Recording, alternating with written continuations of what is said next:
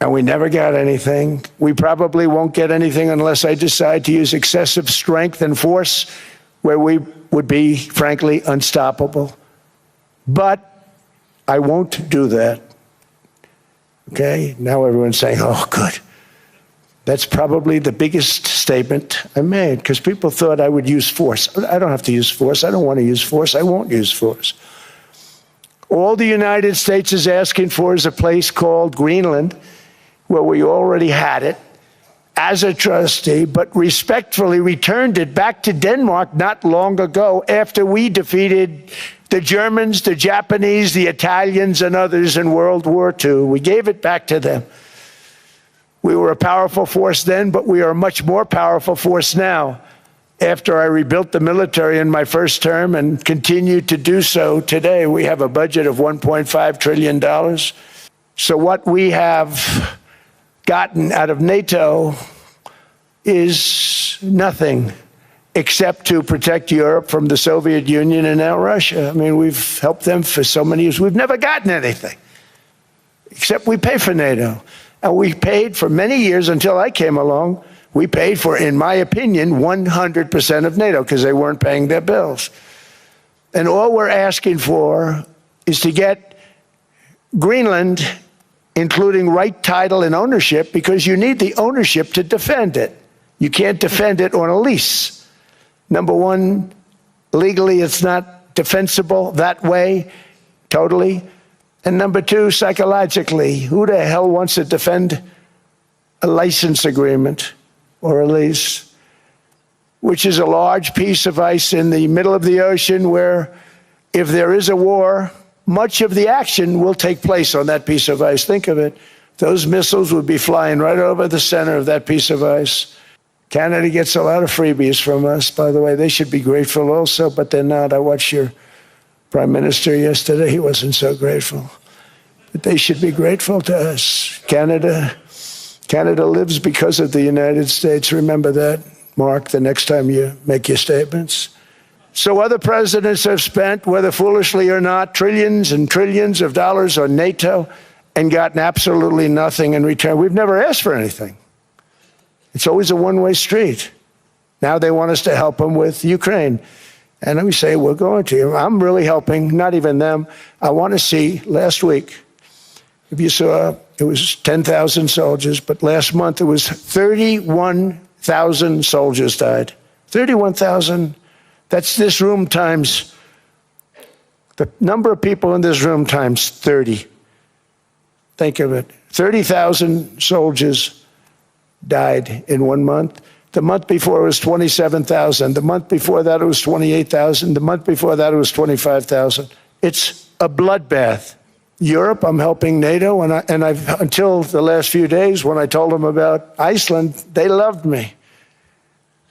They called me daddy, right, the last time. A very smart man said, he's our daddy. He's running it. I was like running it. I went from running it to being a terrible human being. But now what I'm asking for is a piece of ice.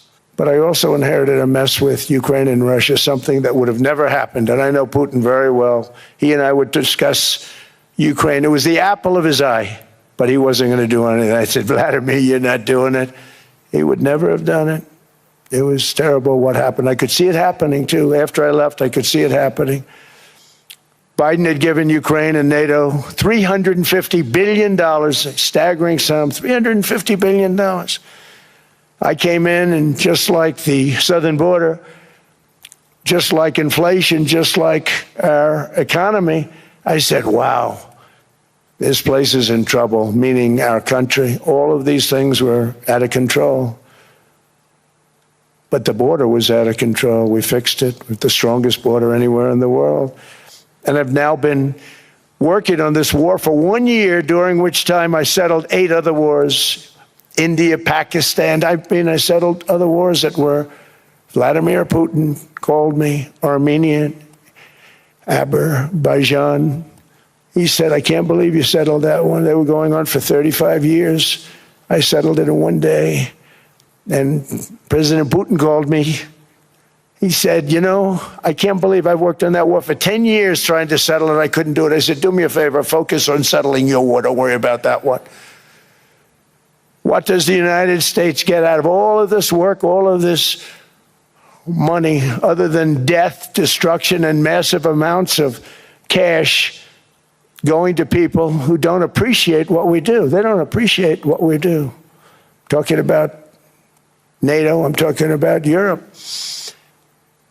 They have to work on Ukraine. We don't. The United States is very far away. We have a big, beautiful ocean separating us. We have nothing to do with it. Until I came along, NATO was only supposed to pay 2% of GDP, but they weren't paying. Most of the countries weren't paying anything. The United States was paying for virtually 100% of NATO. And I got that stopped. I said, that's not fair. But then, more importantly, I got NATO to pay 5%, and now they were paying, and now they are paying. So something nobody said was possible. They said, we will never go up higher than 2%. But they went to 5%, and now they're paying the 5. They didn't pay the 2, and now they're paying the 5. And they're stronger for it, and they have an excellent, by the way, Secretary General, who's possibly in the room. Mark, are you here? Yes, he's here. Hello, Mark. We never asked for anything, and we never got anything. We probably won't get anything unless I decide to use excessive strength and force where we would be, frankly, unstoppable. But I won't do that. Okay? Now everyone's saying, oh, good. That's probably the biggest statement I made, because people thought I would use force. I don't have to use force. I don't want to use force. I won't use force. All the United States is asking for is a place called Greenland, where we already had it as a trustee, but respectfully returned it back to Denmark not long ago after we defeated the Germans, the Japanese, the Italians, and others in World War II. We gave it back to them. We were a powerful force then, but we are a much more powerful force now. As presidents allowed them to get away with it, it became very tough. So when I called up Emmanuel Macron, I watched him yesterday with those beautiful sunglasses. What the hell happened? But I watched him sort of be tough. But he was at $10 for a pill. And I said, Emmanuel, and I have all the big pharmaceutical companies are in total agreement. It wasn't easy, by the way. They're tough, smart. They've been getting away with the scam for a long time. But they gave it up. But they said, you'll never get the countries to approve it. I said, why is that? Because they won't. They always said, we're not paying any more. Get the rest for the United States. So over the years, they stayed the same. We just went up, up, up. And I mean, we would pay 13, 14, 15 times more than some certain countries would. So